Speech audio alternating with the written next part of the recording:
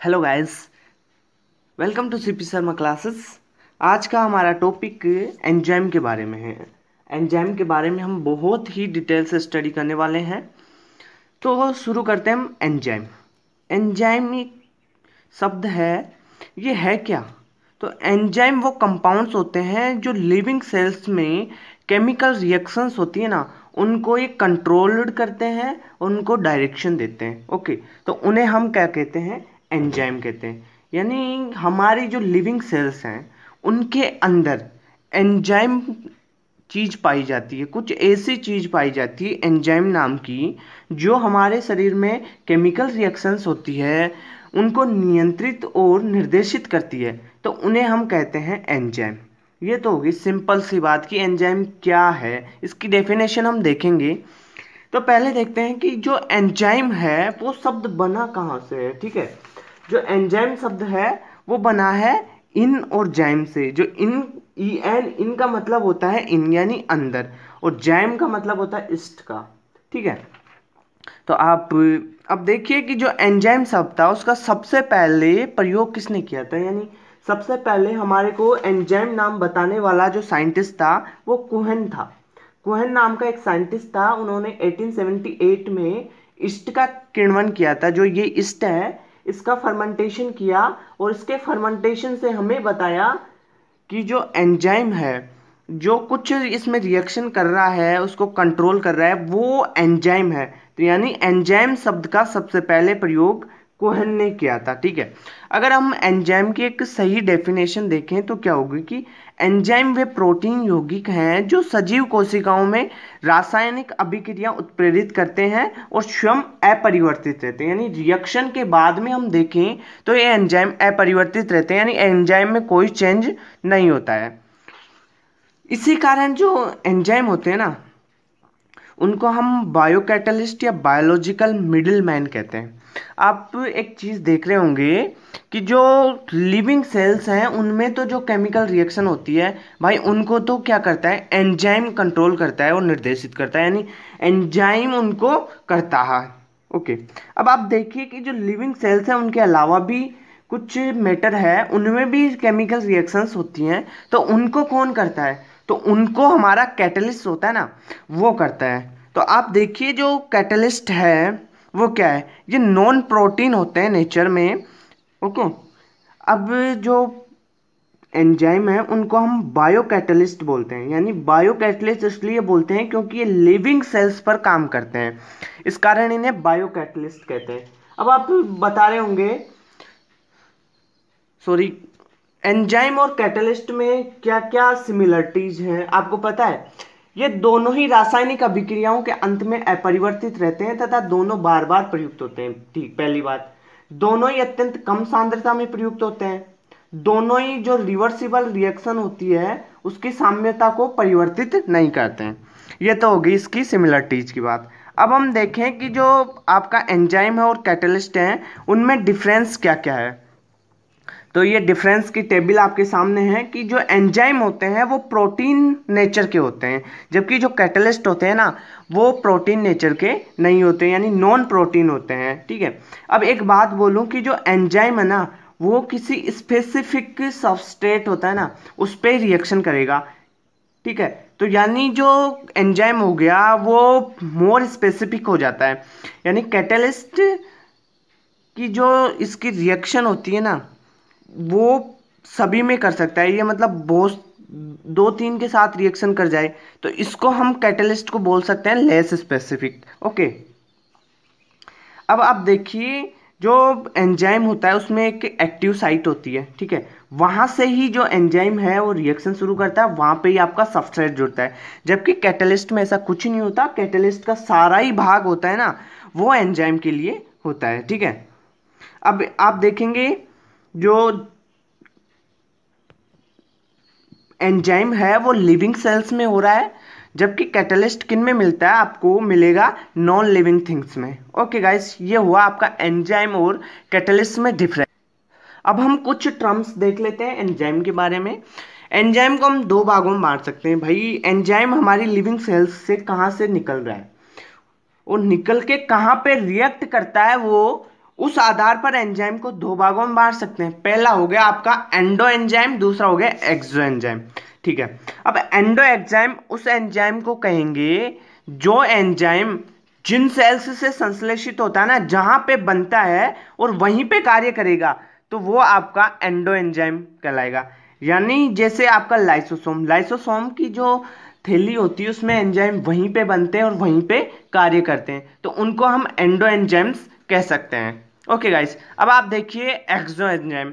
एक्सो enzymes वो enzyme होंगे जो जहाँ पे सिंथेसिस हो रहा है ना इनका, उन सेल्स पे कभी ये कार्य नहीं करते, उनसे बाहर जाके ये कार्य करेंगे। जैसे आप देख सकते हैं डाइजेस्टिव ग्लैंड के जो जूस हो गए, ठीक है, ये बहुत सारे जो प्लांट होते हैं, मांसाहारी प्लांट्स होते हैं, उन वो भी ऐसा एक जूस निकालते हैं, वो एक जगह से जाके दूसरी जगह कार्य करता है। ठीक है, जैसे आप डाइजेस्टिव ग्लैंड के जूस आप देख रहे हो, तो वो भी जिन सेल्स से निकलते हैं वहां पे कार्य नहीं करते, वहां से निकल के बहुत दूसरी जगह जाके कार्य करते हैं। ओके, जैसे एक प्रोटोलियोस एंजाइम है वो। अब आगे का हमारा टॉपिक है nomenclature and classification of enzyme. आप देखिए कि नोमेनक्लेचर और जो क्लासिफिकेशन है एंजाइम का, वो हम किस प्रकार से कर सकते हैं। ठीक है, अगर नोमेनक्लेचर करें तो एक सिंपल सी बात है कि जो एंजाइम होगा ना, उसके पीछे आपको लगाना है एज। ठीक है, ASC एज लगा देते हैं हम। ठीक है, और जो एंजाइम होते हैं ना वो प्रोटीनस नेचर के होते हैं, आपको पता होगा। ठीक है, अब देखते हैं नोमेनक्लेचर बेस्ड ऑन सबस्ट्रेट। अगर आपका जो सबस्ट्रेट है उसके आधार पर आप उसका नोमेनक्लेचर करना चाहें तो आप कैसे करेंगे। आपका जो सबस्ट्रेट है, ठीक है, जो इस पद्धति के अनुसार एंजाइम जिस सबस्ट्रेट को उत्प्रेरित करता है उसके नाम के अंत में आप क्या लगा दोगे, एस। जैसे अगर आपका आर्जिनिन सबस्ट्रेट है, आर्जिनिन को आपका एंजाइम उत्प्रेरित करता है, तो वो कौन सा एंजाइम होगा, उसके लिए आप क्या करोगे, आर्जिनिन के लास्ट में आप लगा दोगे ASES, तो ये बन जाएगा आर्जिनेज। दिस एंजाइम, ये हो गया आपका एंजाइम। जैसे आप सुक्रोज लेते हैं, ठीक है, सुक्रोज के लिए जो एंजाइम होगा वो आपका होगा सुक्रेज, यानी लास्ट में आप लगा दिए ASE। जैसे लाइपेज, प्रोटीनेज, ठीक है, न्यूक्लियस, तो ये एज हो गया। अब आप देख चुके हैं कि नोमेनक्लेचर बेस्ड ऑन सबस्ट्रेट, यानी सबस्ट्रेट के आधार पर आपने नोमेनक्लेचर कर दिया। ठीक है, इसके नोमेनक्लेचर के बहुत से मेथड हैं, उनको हम धीरे धीरे चर्चा कर रहे हैं। अब आप देखिए दूसरा मेथड हो गया हमारा नोमेनक्लेचर बेस्ड ऑन रिएक्शन। ठीक है, इस पद्धति में एंजाइम का नाम उसके द्वारा उत्प्रेरित अभिक्रिया के आधार पर रखा जाता है।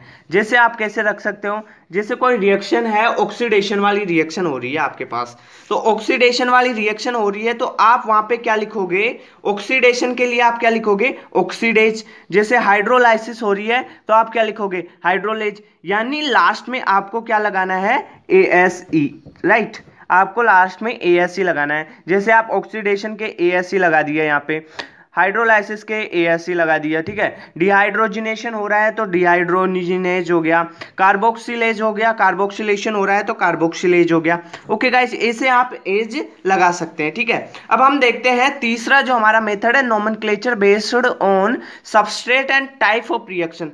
आप भाई देख रहे हैं कि जो नोमेनक्लेचर हमने सबस्ट्रेट के बेस पे किया और दूसरा किया रिएक्शन के बेस पे, तो इन दोनों में हमें फुल जानकारी नहीं मिल रही कि ये जो एंजाइम है वो कौन सा सबस्ट्रेट वाला है और कौन सी रिएक्शन कर रहा है, ये पूरी जानकारी नहीं मिलती। तो हमने एक नया तरीका निकाल लिया कि भाई हम तो नोमेनक्लेचर करेंगे, सबस्ट्रेट भी लेंगे उसमें रिएक्शन का टाइप भी ले लेंगे।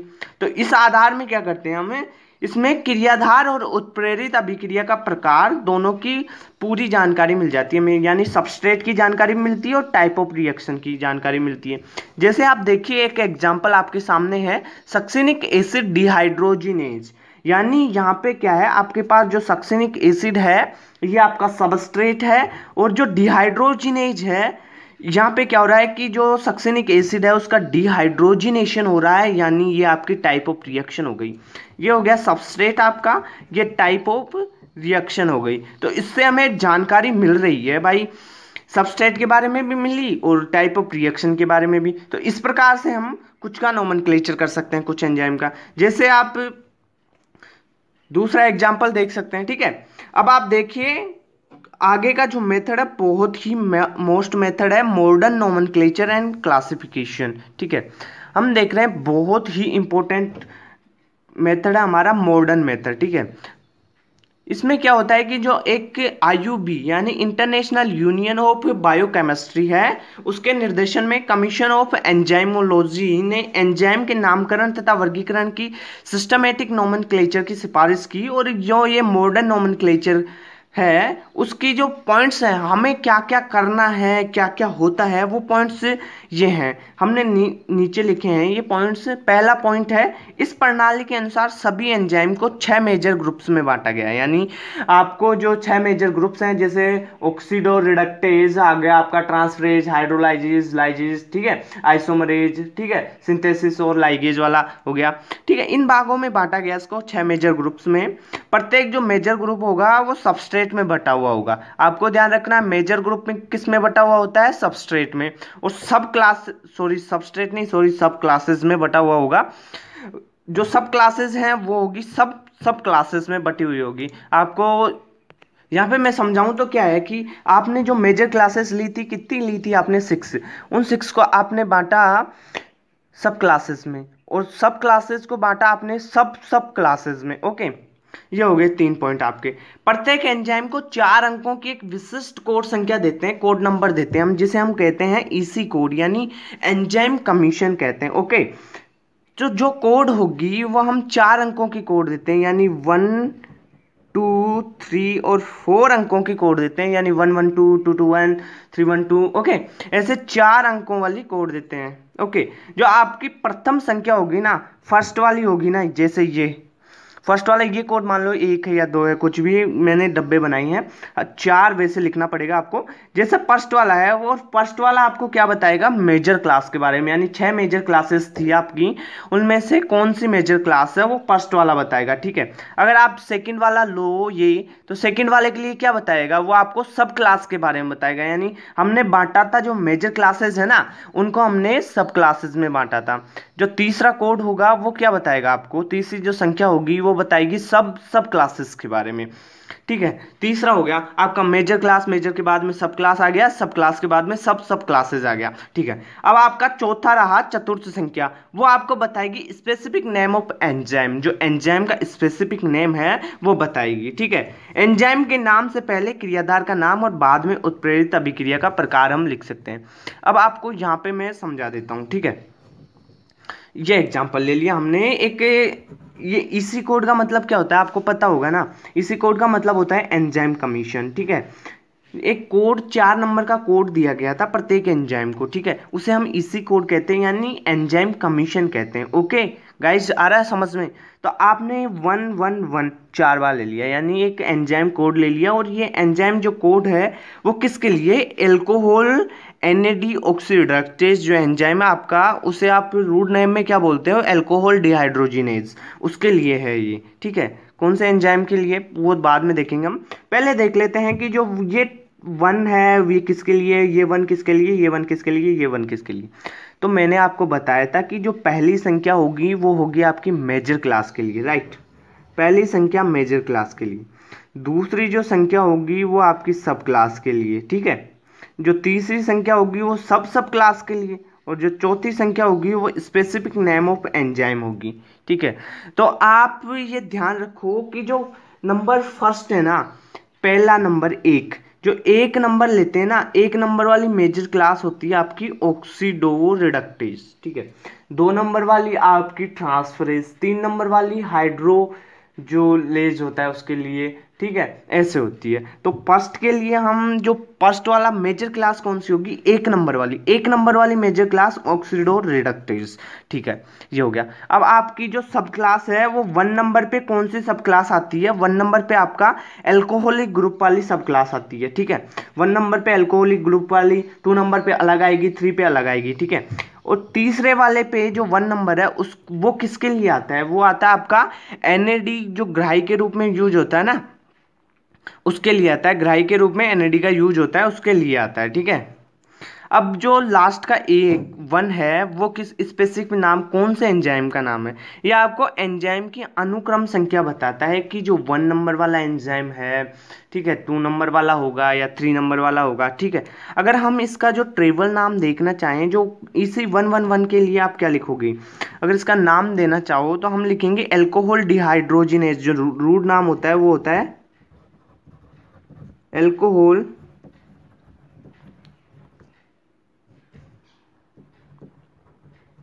एल्कोहल डिहाइड्रोजिनेज, ठीक है।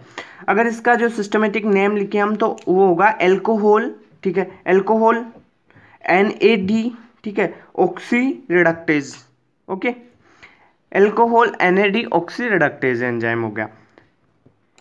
तो अगर आपको ये नोमेनक्लेचर सीखना है, ये तो मैंने यहाँ पे एग्जांपल दिया है। अगर आपको फुल डिटेल चाहिए कि आपकी मेजर क्लास 1 किसके लिए आती है, 2 नंबर आ गया तो वो ट्रांसफरेज होगी मेजर क्लास, या 3 नंबर आ गया तो कौन सी क्लास होगी, ठीक है। ऐसी क्लास के लिए अगर आपको ये नोमेनक्लेचर पूरा सीखना है तो आप जो CP शर्मा क्लासेस चैनल है मेरा, वहाँ पे आप यहाँ पे इस चैनल पे आप सर्च कर सकते हैं या प्लेलिस्ट में आप वहाँ पे ढूंढ सकते हैं कि जो एंजाइम का नोमेनक्लेचर है, मॉडर्न नोमेनक्लेचर ऑफ एंजाइम, तो वहाँ पे प्लेलिस्ट में मैंने पूरा डिटेल में इसका वीडियो बनाया है, तो वो आपको वहाँ पे शो हो जाएगा, आप वहाँ से इसको पूरा कवर अप कर सकते हैं। वैसे एग्जाम्पल से मैंने यहाँ पे समझा दिया है, आपको समझ में आ गया होगा। कुछ 6-7 एग्जाम्पल और बता देता हूँ तो यहाँ पे भी क्लियर हो जाएगा। अगर आपको फिर भी क्लियर नहीं होता है या आपको बहुत हाई लेवल से इसको करना है या सभी एंजाइम्स के लिए आपको ये मॉडर्न टेक्नोलॉजी जो नेम है, नोमेनक्लेचर है, वो सीखना है तो आप वहाँ पे जा सकते हैं। ओके गाइस, अब देखिए मैं बहुत से जो 6-7 एग्जाम्पल है वो लेके आया हूँ आपके लिए। यहाँ पे आपको एक कोड नंबर भी दिए गए हैं, सिस्टमेटिक नेम भी दिया गया है और आपका ट्रेवल नेम भी दिया गया है, ठीक है, EC111। आप एक बात ध्यान रखना कि जो इसमें हम EC कोड लिखते हैं ना, वो 4 नंबर के होते हैं, 1 2 3 4, और जो पहला वाला होता है ना, फर्स्ट नंबर वाला होता है आपका मेजर क्लास, दूसरे वाला होता है सब क्लास, तीसरे वाला होता है आपका सब क्लास, और चौथे वाला होता है आपका स्पेसिफिक नेम ऑफ एंजाइम, ठीक है। इसी प्रकार देखिए EC44111 4 नंबर आ गए ना इसमें, तो इस प्रकार ये 2 ऑक्सी एसिड कार्बोक्सिलेज के लिए हो गया, ठीक है। इस प्रकार ये आप देख सकते हैं। हम आगे चलते हैं। अब आप देखिए मेजर क्लास कौन कौन सी हैं एंजाइम की। आपने देखा था कि 6 मेजर क्लासेस हैं, ठीक है। नोमेनक्लेचर में मैंने बताया था आपको कि 6 मेजर क्लासेस हैं। पहली ऑक्सीरिडक्टेज, दूसरी transferase, hydrolase, ligase, isomerase, 3 synthesis और लाइगेज। अगर आप ऑक्सीरिडक्टेज को देखना चाहें तो ऑक्सीरिडक्टेज में 2 शब्द, इस वर्ड को स्प्लिट करिए आपको पता चलेगा कि 2 शब्द हैं, ठीक है। पहला ऑक्सीडो रिडक्टेज, यानी ऑक्सीडेशन भी हो रहा है, रिडक्शन भी हो रहा है, ठीक है। तो इसको 3 भागों में बांट सकते हैं हम, ऑक्सीडेज, डिहाइड्रोजिनेज और रिडक्टेज। ये जो डिहाइड्रोजिनेज है ये भी जो ऑक्सीडेशन है उसका ही पार्ट होगा, ठीक है। अब हम एक एक के बारे में डिटेल से चर्चा करने वाले हैं, इसके मेजर ग्रुप्स के बारे में कि ऑक्सीडो रिडक्टेज क्या होता है, फिर हम पढ़ेंगे ट्रांसफरेज, हाइड्रोलेज, ठीक है, सभी के बारे में डिटेल से चर्चा करने वाले हैं। ऑक्सीडो रिडक्टेज में क्या होता है कि आपके पास ऑक्सीडेशन भी होगा, रिडक्शन भी होगा। तो अब देखिए कि इसको 3 भागों में बांट सकते हैं कि ये ऑक्सीडेज है, ऑक्सीडेशन किन किन में होगा और रिडक्शन किस किस में होगा। पहले हम देखते हैं ऑक्सीडेज एंजाइम क्या होते हैं। आप जानते हैं कि एंजाइम के पीछे ASC लगाते हैं, यानी ऑक्सीडेशन करने वाले एंजाइम के पीछे ASC, तो ऑक्सीडेज हो गया वो, ठीक है। ये क्रियाधार से हाइड्रोजन का आणविक ऑक्सीजन को स्थानांतरण कर H2O या H2O2 का निर्माण करते हैं। जैसे आप जिलेट ऑक्सीडेज हो गया, ठीक है, एस्कॉर्बिक एसिड ऑक्सीडेज हो गया, ठीक है। जैसे एक नॉर्मल एग्जांपल लेते हैं हम, यहाँ से AH2 प्लस हाफ O2, अगर इसके साथ हाफ O2 लगा दिए तो क्या होगा कि यहाँ से ये H2 है ना, इसको ये O2 ले जाएगा और आपको बना के क्या देगा, ये आपको H2O बना देगा, ये A ऐसे के ऐसे रह जाएगा। अगर कुछ ऐसा हो जाए कि आपके पास AH2 सबस्ट्रेट है, उसमें O2 आपने जोड़ा, तो यहाँ से ये H2O2 के साथ मिक्सअप होके H2O2 पेरोक्साइड बना देगा और आपको A यानी ऑक्सीडेशन हो जाता है, ठीक है। यहाँ पे आप देखिए डिहाइड्रोजिनेज, इसमें क्या होता है कि ये क्रियाधार से ऑक्सीकरण द्वारा हाइड्रोजन हटाते हैं, यानी आप ये देखिए ये H2 है, यहाँ पे आपको 2H यानी हाइड्रोजन को यहाँ से रिमूव कर देता है। डिहाइड्रोजिनेशन में ये होता है, जैसे आप सक्सीनेट डिहाइड्रोजिनेज एग्जाम्पल देखते हैं, लैक्टेज डिहाइड्रोजिनेज एग्जाम्पल देख सकते हैं। अब आप देखिए रिडक्शन में आ जाइए। रिडक्शन में जो एंजाइम होगा वो रिडक्टेज होगा। ओके, आ रहा है समझ में? ये क्रियाधार में हाइड्रोजन या इलेक्ट्रॉन जोड़ते हैं। आप देख सकते हैं कि ऑक्सीडेशन में क्या होता है कि ऑक्सीजन जुड़ता है यानी हाइड्रोजन रिमूव होता है, और रिडक्शन में क्या होता है कि हाइड्रोजन गेन करता है, ऑक्सीजन रिमूव होता है यानी इलेक्ट्रॉन को गेन करता है रिडक्शन में। तो यहाँ पे आप देख सकते हैं नाइट्रेट रिडक्टेज एक एंजाइम है। तो यहाँ पे NO3 का NaDH2 के साथ रिएक्शन करवाएं तो क्या होगा कि यहाँ पे आपको हाइड्रोजन हटा दिया जाएगा NaD का, तो ये NaDH2 का रिडक्टेज हो गया। अब आप देखिए ट्रांसफरेज एंजाइम के बारे में। ये एंजाइम एक अणु से दूसरे अणु पर क्या करते हैं, समूह का ट्रांसफर करते हैं, जैसे ट्रांस एमिनेज काइनेज। एक एग्जांपल बताऊं आपको, अगर आप ग्लूकोज लें और आपके साथ पास ATP हो तो आप हेक्सोकाइनेज एंजाइम यूज करके ग्लूकोज 6 फास्फेट बनाते हैं। ठीक है, ये आप कहाँ पे करते हैं, आप ग्लाइकोलिसिस आपको याद होगा, तो वहाँ पे हम ग्लूकोज और ATP का यूज करके हेक्सोकाइनेज एंजाइम की प्रेजेंस में ग्लूकोज 6 फास्फेट बनाते हैं।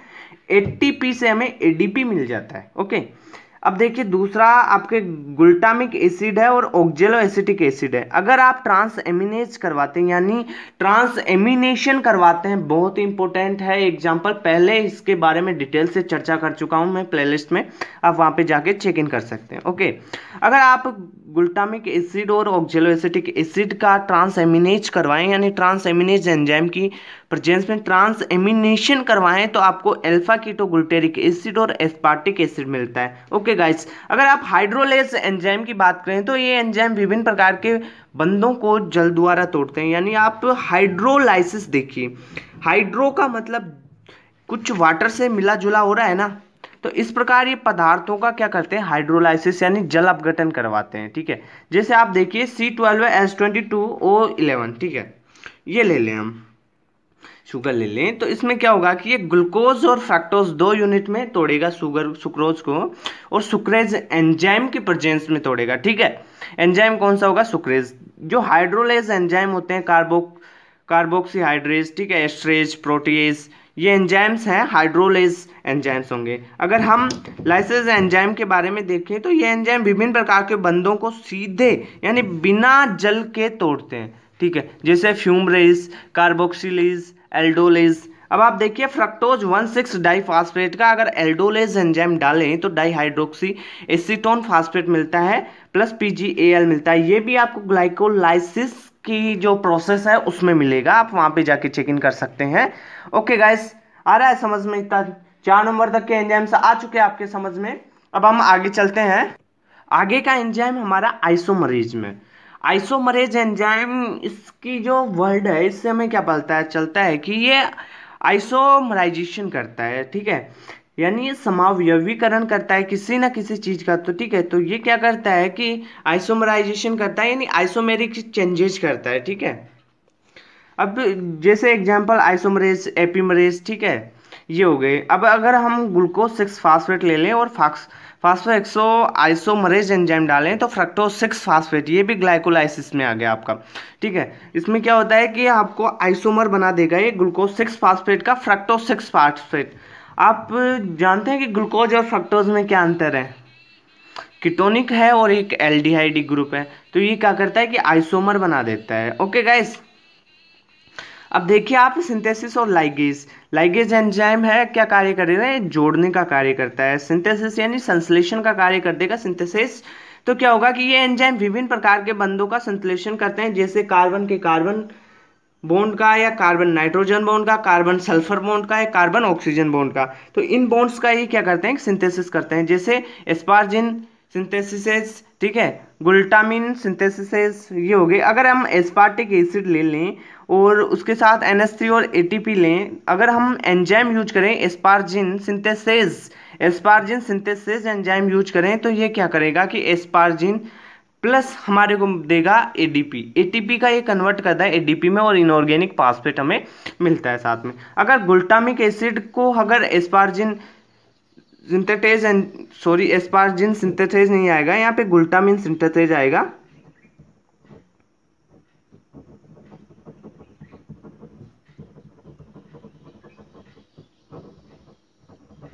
ठीक है। तो ये ग्लूटामिन में बदल जाएगा एडीपी हमें। तो गाइज अब नया टॉपिक शुरू करते हैं, हम चैप्टर में आगे बढ़ते हैं धीरे धीरे। करेक्टरिस्टिक्स ऑफ एंजाइम, जो एंजाइम है वो उसकी करेक्टरिस्टिक्स क्या क्या है, वो कौन सी नेचर रखता है, उसकी हीट सेंसिटिविटी कैसी है, कौन सी नेचर का है, ठीक है। कैटालाइटिक जो नेचर है वो कौन सी है, मोलिकुलर एक्टिविटी क्या है इसकी, ओके गाइस। पीएच का इस पे क्या प्रभाव पड़ता है, इन सभी को डिटेल में हम देखने वाले हैं। पहला देखते हैं प्रोटीन नेचर। जो एंजाइम होते हैं ना आपके, वो प्रोटीन नेचर वाले होते हैं, ओके। लेकिन सभी प्रोटीन एंजाइम नहीं होते हैं, ओके गाइस, ध्यान रखना। प्रोटीन के अतिरिक्त इनमें आयन भी हो सकते हैं, मोलिक्यूल भी होते हैं, ऑर्गेनिक और इनऑर्गेनिक समूह भी हो सकते हैं, ठीक है। जो प्रोटीन नेचर वाले होते हैं ये, इनके कारण इनमें क्या होता है, ये उच्च आणविक भार वाले होते हैं, ठीक है। दूसरी चीज कि ये कोलाइडल नेचर वाले होते हैं। कोलाइडल नेचर होने के कारण ये वृहत आकार के होते हैं, माइक्रोन्यूक्लियल्स होते हैं, ठीक है। मैक्रो मोलिक्यूल्स होते हैं ये,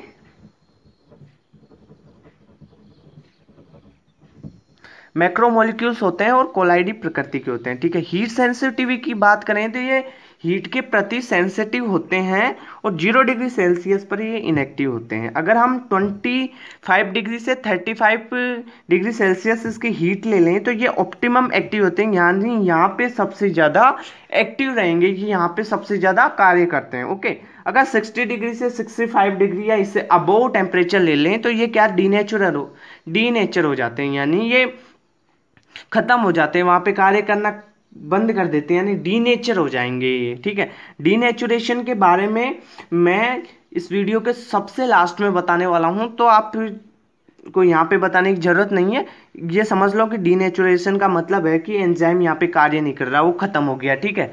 डीनेचुरेशन के बारे में बहुत डिटेल से चर्चा करेंगे हम चैप्टर के लास्ट में, ओके गाइस। अब देखते हैं कैटालाइटिक नेचर, ठीक है। एंजाइम होता है ना जो केमिकल रिएक्शन को उत्प्रेरित करता है और इनकी अत्यंत सूक्ष्म मात्रा जो सबस्ट्रेट की काफी मात्रा को प्रोडक्ट में कन्वर्ट कर सकती है, ठीक है। ये इसकी कैपेसिटी होती है, कैटालाइटिक कैपेसिटी, ओके। अब इसकी मोलिकुलर एक्टिविटी की बात करें तो एंजाइम के एक अणु द्वारा प्रति मिनट क्रियाधार के जितने अणुओं को उत्पाद में कन्वर्ट किया जाता है ना, वह उसकी मोलिकुलर एक्टिविटी कहलाती है, ठीक है। इसे ही जो मोलिकुलर एक्टिविटी होती है इसकी, इसे ही हम टर्नओवर संख्या कहते हैं, ठीक है।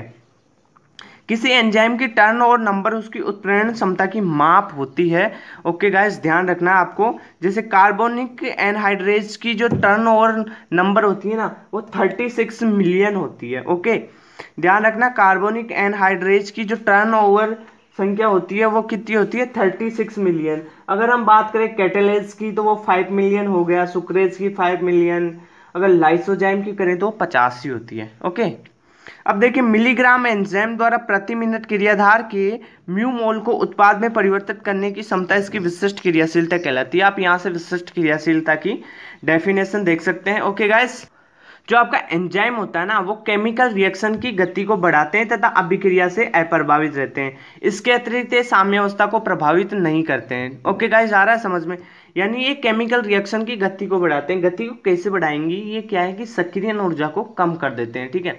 एक्टिवेशन एनर्जी को कम करेंगे तो रिएक्शन की रेट बढ़ जाती है। इसके बारे में भी हम थोड़ी देर में चर्चा करने वाले हैं, सक्रियण ऊर्जा क्या है, बहुत डिटेल में चर्चा करेंगे, ओके गाइस।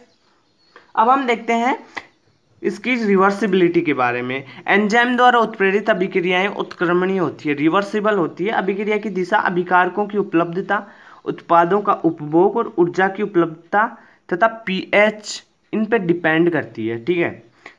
अब स्पेसिफिसिटी की इसकी बात करें तो क्या होगा कि सभी एंजाइम अपनी क्रियाशीलता में विशिष्ट होते हैं। स्पेसिफिसिटी क्या होती है इसकी कि ये जो एंजाइम है वो किसी विशिष्ट अभिक्रिया से ही क्रिया करेगा या कौन से सबस्ट्रेट के साथ ये रिएक्शन करेगा, कौन से के साथ नहीं करेगा, ये इसकी स्पेसिफिसिटी होती है, ठीक है। अगर हम निरपेक्ष विशिष्टता की बात करें यानी एब्सोल्यूट स्पेसिफिसिटी की बात करें तो इसमें क्या होगा कि जब एंजाइम रिएक्शन करेगा तो केवल एक विशिष्ट सबस्ट्रेट के साथ ही रिएक्शन करेगा। जैसे हम देखें यूरिएज, ये यूरिया पे रिएक्शन करेगा, माल्टेज ओनली माल्टोज के साथ रिएक्शन करेगा, आर्जिनिन के साथ रिएक्शन करेगा, अदरवाइज ये और दूसरे के साथ रिएक्शन नहीं करता है। तो इनके लिए यही सबस्ट्रेट चाहिए, यानी ये एंजाइम विशिष्ट हो गया, ये किसी विशिष्ट सबस्ट्रेट के साथ ही रिएक्शन करेगा, यानी एब्सोल्यूट है ये। ओके, बिल्कुल प्योर।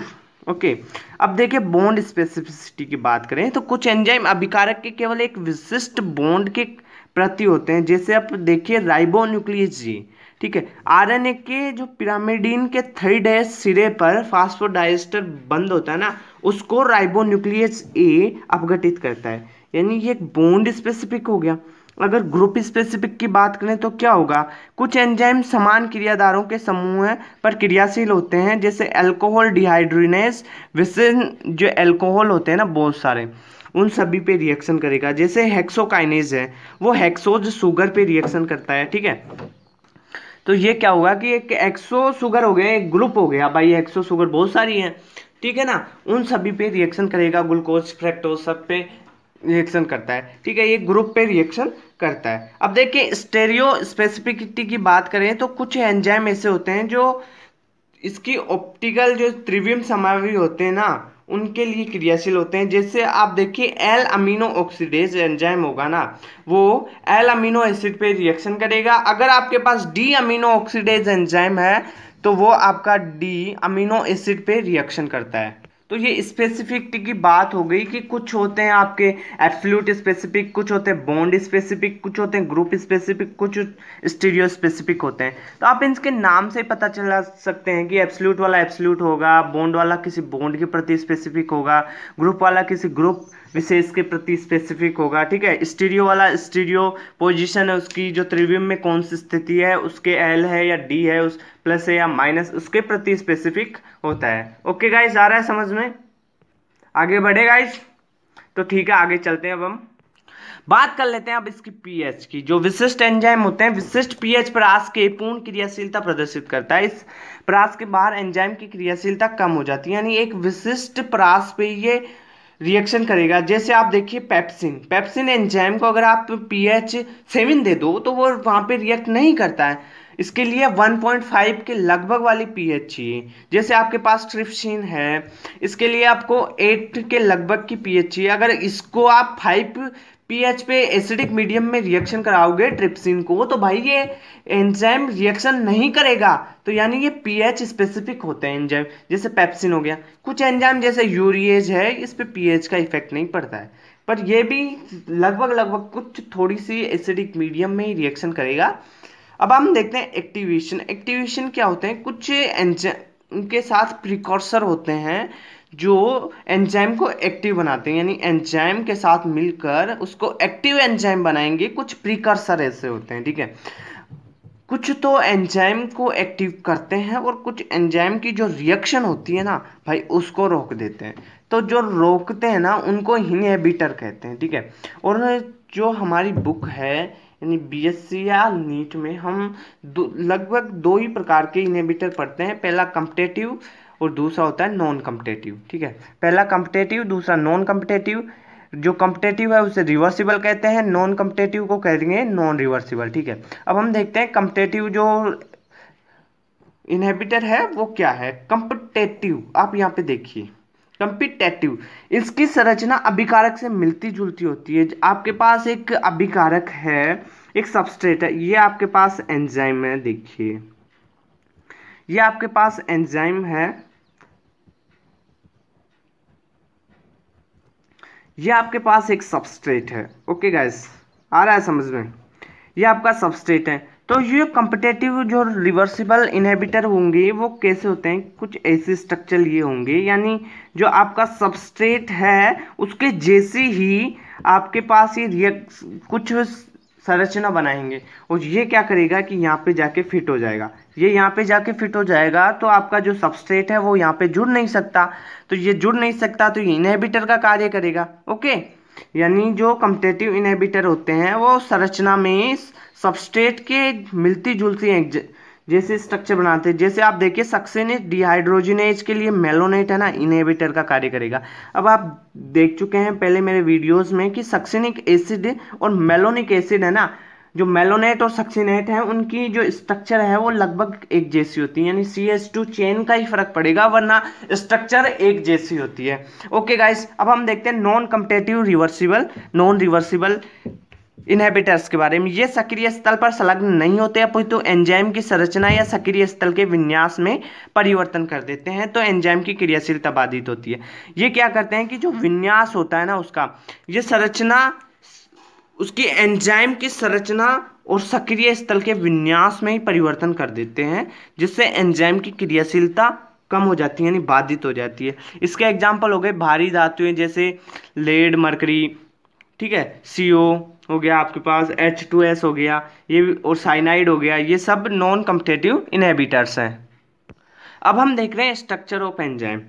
स्ट्रक्चर ऑफ एंजाइम पढ़ने से पहले हम पढ़ लेते हैं केमिकल कंपोजिशन के आधार पर जो एंजाइम है ना उसको कितने भागों में बांटा गया है। उसको 2 भागों में बांटा गया है, सिंपल प्रोटीन एंजाइम और कॉन्जुगेट एंजाइम। ठीक है, अगर हम सिंपल प्रोटीन एंजाइम की बात करें तो ये कौन से एंजाइम है, ये वो प्रोटीन के बने हुए होते हैं, ओनली प्रोटीन के ही बने हुए होते हैं। ठीक है, सिंपल प्रोटीन एंजाइम जो केवल प्रोटीन के ही बने होते हैं, और क्या होंगे, ये अमीनो एसिड से बने होंगे। ओनली प्रोटीन है तो यानी अमीनो एसिड एसिड ही है और कुछ नहीं है, जैसे पेप्सिन हो गया, trypsin, chymotrypsin, amylase, urease, lipase, बहुत सारे एंजाइम हो गए।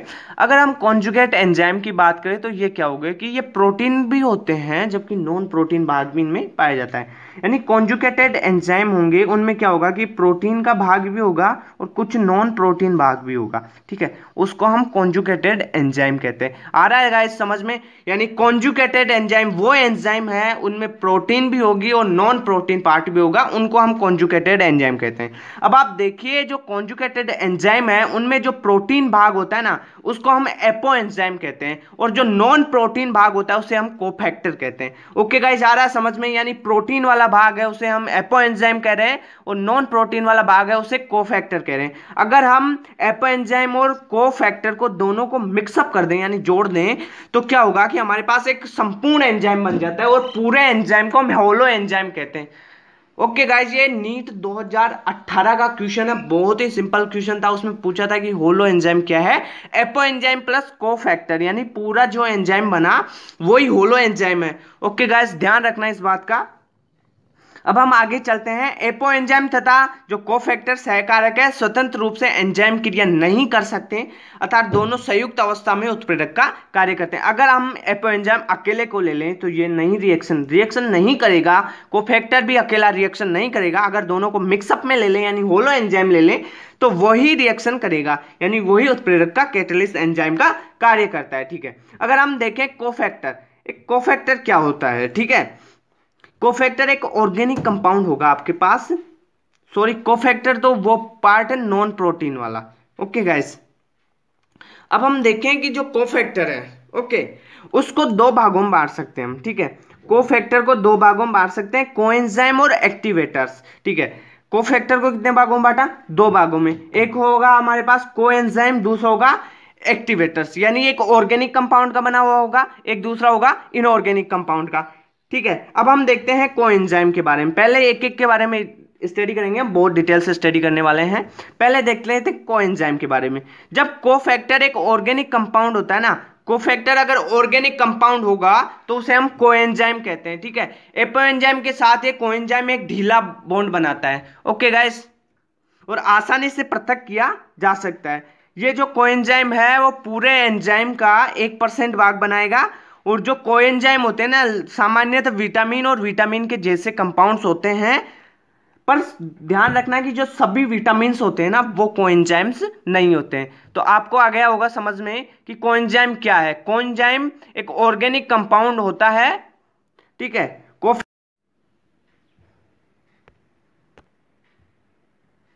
जो कोएंजाइम होते हैं सामान्यतः समूह स्थानांतरण अभिक्रियाओं में भाग लेते हैं। एक कोएंजाइम भिन्न भिन्न एपो एंजाइम का घटक हो सकता है तथा अलग अलग प्रकार की रिएक्शन दे सकता है। अब हम देखते हैं प्रोस्थेटिक ग्रुप के बारे में।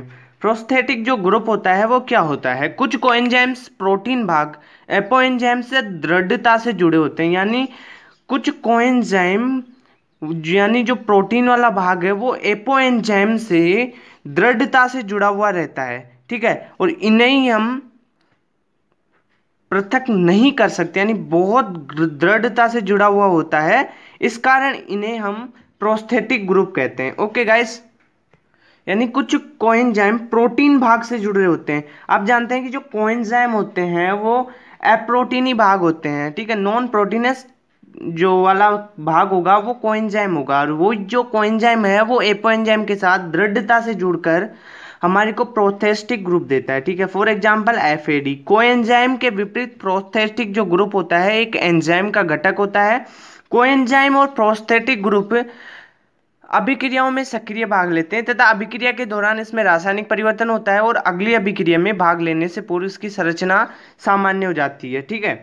अब हम देखते हैं कुछ महत्वपूर्ण कोएंजाइम और उसके द्वारा ट्रांसफर समूह है। कुछ एंजाइम होते हैं, ये कोएंजाइम्स दिए हुए हैं, इनके द्वारा जो ग्रुप ट्रांसफर होते हैं, कौन कौन से ग्रुप होते हैं, जैसे हम एनएडी ले लें। एनएडी का पूरा नाम बहुत बार एग्जाम में आ चुका है, इसको हम बोलते हैं nicotinamide adenine dinucleotide. Okay guys, दूसरा है आपका एनएडीपी, ये भी बहुत बार आ चुका है, इसका नाम है निकोटिनामाइड एडिनिन डाइन्यूक्लियोटाइड फास्फेट, ठीक है।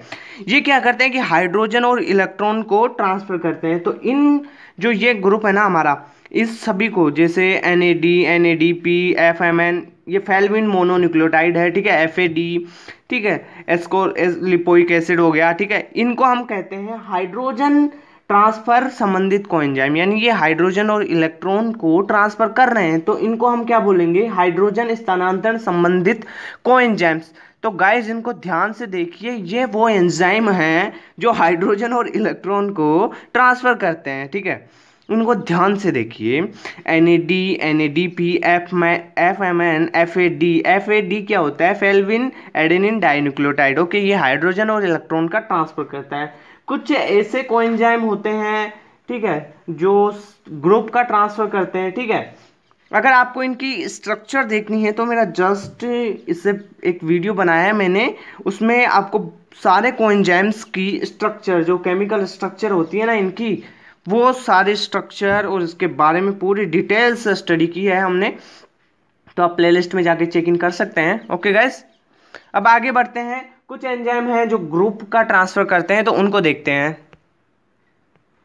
ये देखिए कुछ कोएंजाइम्स हैं वो पूरे ग्रुप का ही ट्रांसफर कर देते हैं, जैसे आप देख सकते हैं एटीपी, ठीक है, आप देखते हैं पीएएलपी, ठीक है, आप देख सकते हैं पीएएसपी। ये क्या करते हैं कि जैसे इसने किया, एटीपी ने फास्फेट ग्रुप का ट्रांसफर कर दिया। ओके गाइस, अब एडिनोसाइन डाइफास्फेट एडीपी भी ले सकते हैं हम, ठीक है, यूरिडिन डाइफास्फेट यूडीपी। इसने क्या किया, शर्करा और यूरोनिक एसिड का ट्रांसफर कर दिया। जो आपका यूडीपी है ना, इसको कोएंजाइम ई बोलते हैं हम, ठीक है। आपको ध्यान रखना है, अगर आपके पास एग्जाम में आ जाए कि कोएंजाइम ई किसे कहते हैं, तो आप लिखेंगे यूरिडिन डाइफास्फेट यूडीपी। ये किसका ट्रांसफर करता है, कौन से ग्रुप का ट्रांसफर करता है, ये शुगर और यूरोनिक एसिड ग्रुप का ट्रांसफर करता है। अब आप देखिए कोएंजाइम ए, कोएंजाइम ए है ना, जो एसाइलिक ग्रुप होता है ना, उसका ट्रांसफर करता है। ओके गाइस, ध्यान रखना, एसाइल ग्रुप का ट्रांसफर करता है कोएंजाइम ए। और कोएंजाइम ई किसका ट्रांसफर करेगा, शर्करा और यूरेनिक एसिड। जो कोएंजाइम ई है वो यूरोनिक डाइसल्फेट, ठीक है, डाइफास्फेट है, ओके सॉरी। अब आप देखिए कुछ ऐसे एंजाइम हैं जो लो पोरफायरिन के एंजाइम होते हैं, आप देख सकते हैं यहाँ पे, जैसे पोरफायरिन, साइटोक्रोम, ठीक है, कैटालेज, ये एंजाइम हो गए, बहुत से एंजाइम है। हम पढ़ रहे थे पहले कोफैक्टर, अब देखते हैं एक्टिवेटर। इसका जो भाग है वो हो गया एक्टिवेटर, ठीक है।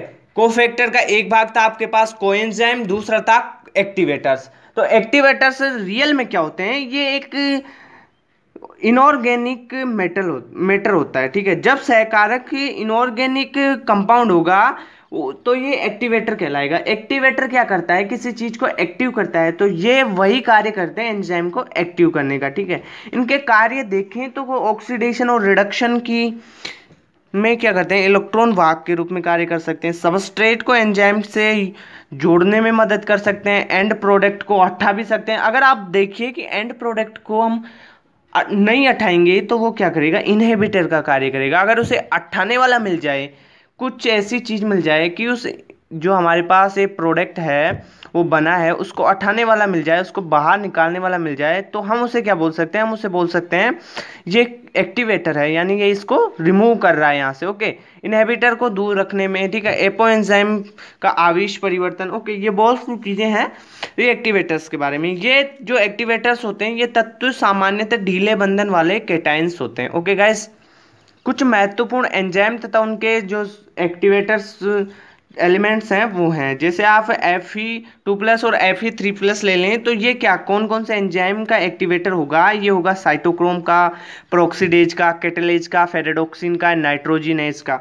अगर आप Fe2+ और Fe3+ ले लें तो ये एक्टिवेटर होंगे साइटोक्रोम, प्रोक्सीडेज, फेरेडोक्सिन, इन एंजाइम्स के। ओके, अगर आप कॉपर ले लें, कॉपर कौन से एंजाइम को एक्टिवेट करेगा? ये टायोसिनेज, साइटोक्रोम ऑक्सीडेज, इन एंजाइम को। अगर पोटेशियम ले लो, आप मान लो आपके पास पोटेशियम है और आपको बताना है कि जो पोटेशियम है कौन से एंजाइम का एक्टिवेटर है, तो आप लिखेंगे पायरूवेट काइनेज एल्डोलेज। अगर एक क्वेश्चन ऐसे आ जाए कि आपके पास एल्कोहलिक डिहाइड्रोजिनेज एंजाइम है और उसका एक्टिवेटर बताइए, तो आप बताएंगे जिंक। ठीक है, जिंक एल्कोहलिक डिहाइड्रोजिनेज को आपको ये करता है, एक्टिव करता है, कार्बोनिक एनहाइड्रेट को एक्टिव करता है, कार्बोक्सी पेप्टाइडेज को एक्टिव करता है, तो ये इसके एक्टिवर्स हो गए। ओके, अब हम देखते हैं मैग्नीशियम के बारे में। मैग्नीशियम पॉलीमरेज जो एंजाइम है ना उसको एक्टिव करने का कार्य कर सकता है। ठीक है, एक्टिवेटर होगा ये पॉलीमरेज के लिए। जो मोलिब्डेनम है वो नाइट्रेट रिडक्टेज के लिए होगा। ओके गाइस, तो हम यही देखते हैं, ज़्यादा डिटेल में चर्चा नहीं करते हैं, बहुत सी हो जाएगी फिर। तो अब हम आगे चलेंगे और आगे हम देखेंगे कि जो एंजाइम है उसकी मोलिकुलर स्ट्रक्चर कैसी होती है। ठीक, बहुत इंपॉर्टेंट टॉपिक हमारा।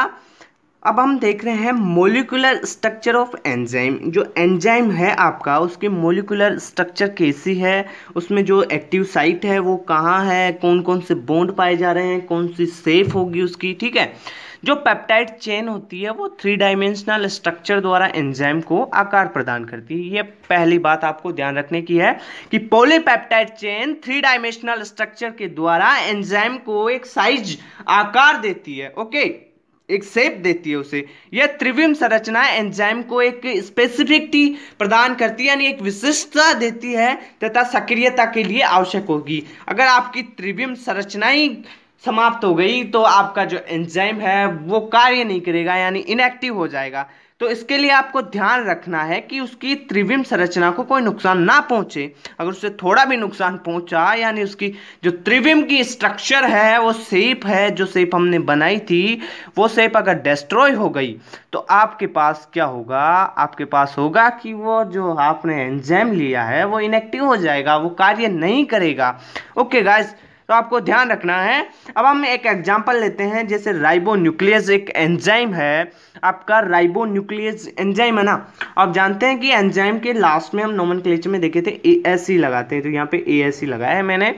आप इन बातों को रिपीट करते रहिएगा तो आपको पता चल जाएगा कि कौन सा एंजाइम है, कौन सा सबस्ट्रेट है। ओके गाइस, अब देखिए राइबोन्यूक्लियस आपका एंजाइम है, तो मैंने ये जो एक शेप बना रखी है ये जो राइबोन्यूक्लियेज की शेप है, पर इसमें क्या है कि इसकी 3 डायमेंशनल स्ट्रक्चर है, यानी इसकी कुंडली संरचना है।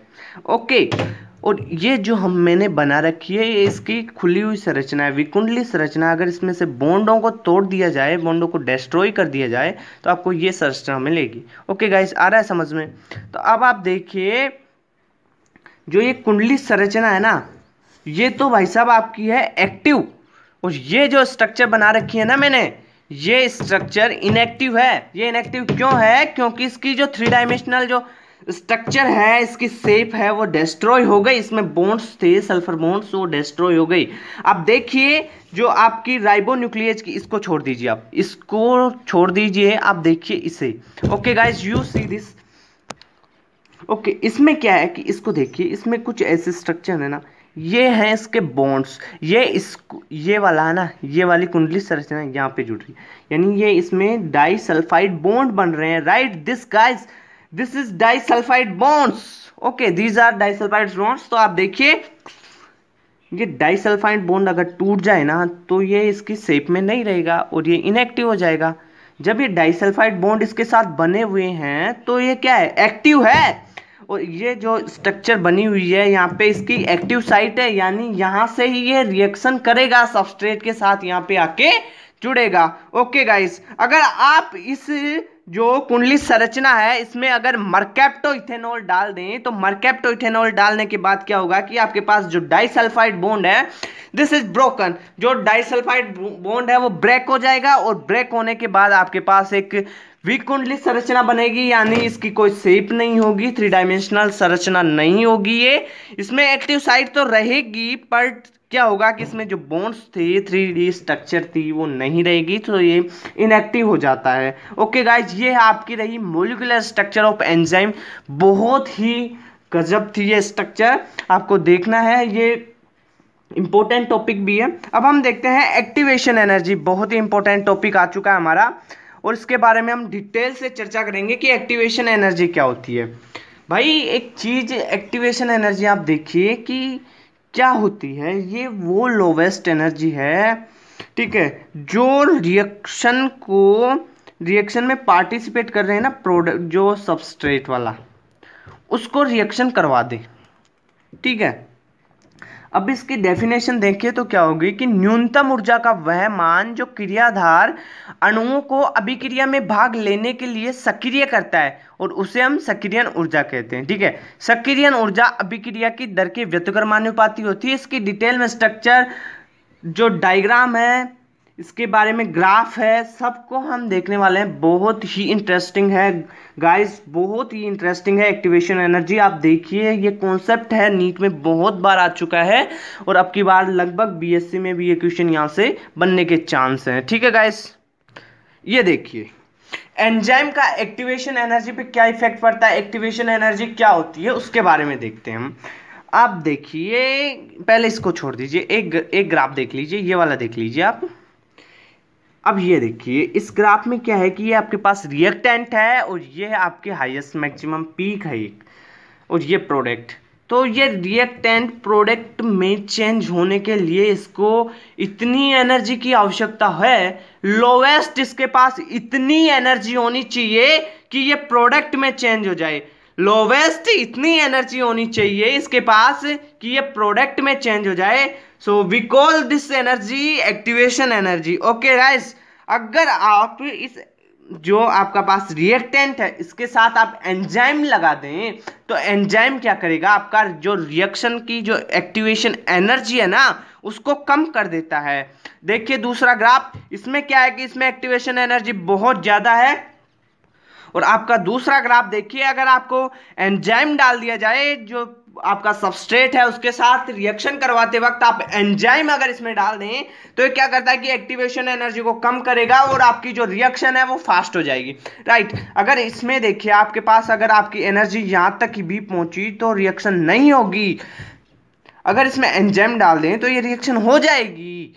आपके पास एक्टिवेशन एनर्जी होनी चाहिए इतनी कि रिएक्शन हो जाए, रिएक्शन विल अकर। ओके, तो हमने रिएक्टेंट के साथ अगर एंजाइम डाला तो क्या होगा कि वो एक्टिवेशन एनर्जी को कम करेगा और एक्टिवेशन एनर्जी कम हुई तो क्या होगा कि आपके पास जो रिएक्शन है वो जल्दी होगी, राइट, रिएक्शन हो जाएगी आपके पास। यानी रिएक्शन को अगर आपके पास मानो एक्टिवेशन एनर्जी कम है तो आपको बाहर से हीट देते हैं ना, उसको रिएक्शन को करवाने के लिए कुछ में हीट देते हैं, तो क्या करते हैं कि हम उसको एक्टिवेशन एनर्जी बढ़ाते हैं। उसी प्रकार हम क्या करते हैं कि एक्टिवेशन एनर्जी बढ़ाते नहीं, घटाते हैं।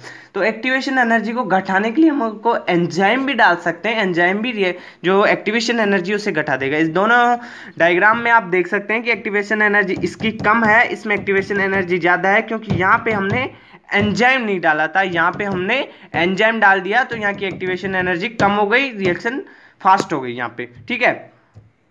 अब हम देखते हैं कि जो एंजाइम है वो किन किन मेथड से रिएक्शन कर सकता है, रिएक्शन करने के कौन कौन से मेथड है, इसकी कौन कौन सी मैकेनिज्म है। तो पहली इसकी जो मैकेनिज्म होगी वो होगी लॉक एंड की थ्योरी, ताला कुंची सिद्धांत। लॉक एंड की थ्योरी जो थी वो एमिल फिशर नाम के एक साइंटिस्ट 1894 में दी थी, राइट। एमिल फिशर ने एक लॉक एंड की थ्योरी दी थी, वो दी थी 1894 में। अब देखिए कि लॉक एंड की में आप देखते हैं अब जानते हैं कि एक आपके पास लॉक है, राइट। एक लॉक है, उसमें एक ही की लगती है, राइट। उसमें वो ही की लगती है जो उसकी हो, अदरवाइज दूसरी की से वो लॉक नहीं खुलता है। तो एंजाइम के बारे में भी यही परिकल्पना है, यही धारणा है कि जो एक एंजाइम होगा, यानी एक एंजाइम होगा, वो स्पेसिफिक जो सबस्ट्रेट होगा उसी पे रिएक्शन करेगा, यानी विशेष क्रियाधार पर एक विशेष एंजाइम ही सक्रिय होगा, राइट गाइस। ओके, इसकी जो मैकेनिज्म है वो कैसे है उसको हम डिटेल से स्टडी करने वाले हैं। पहले आप इस एग्जाम्पल को मत देखिए, यहाँ पे देख लीजिए। ई का मतलब है एंजाइम, एस का मतलब सबस्ट्रेट, ठीक है। ई एस कॉम्प्लेक्स यानी enzyme substrate complex. E P का मतलब होता है प्रोडक्ट, ओके। ई का मतलब एंजाइम, एंजाइम प्रोडक्ट कॉम्प्लेक्स, ठीक है गाइस। अब इसे मत देखिए, आप यहाँ पे देखिए, यहां से आपको समझ में आ जाएगा। बिल्कुल आपके पास एक ये एंजाइम है, हमने ये एंजाइम ले लिया, ब्लैक कलर में लिखा है इसको, ये एंजाइम है। अगर इसकी रिएक्शन करवाई जाए एक रिएक्टेंट यानी आपका सबस्ट्रेट के साथ, एस के साथ, राइट। ई की रिएक्शन आपके पास सबस्ट्रेट के साथ रिएक्शन करवाई जाए तो क्या होगा कि ये इसके साथ एक्टिव साइट, ये दिस इज इसकी एक्टिव साइट है, और ये जो मेटर है यानी सबस्ट्रेट है वो एक्टिव साइट पे जाके कॉम्प्लेक्स बना देगा। आपका जो एंजाइम सबस्ट्रेट कॉम्प्लेक्स है वो बन जाएगा। उसके बाद क्या होगा कि आपका जो एंजाइम सबस्ट्रेट कॉम्प्लेक्स है वो रिवर्सिबल रिएक्शन कर सकता है। तो ये क्या करेगा कि यहाँ से एंजाइम अलग हो जाएगा, यानी हमने पहले जो एंजाइम लिया था वो हमें अंत में वैसे कि वैसे मिलता है, इसमें कोई चेंजेस नहीं आते और हमें प्रोडक्ट अलग से मिल जाता है, राइट। ये हमने कॉम्प्लेक्स बना दिया, इसके बाद हमें वही एंजाइम मिल गया जो पहले था हमारे पास, और ये प्रोडक्ट अलग मिल जाता है, ठीक है।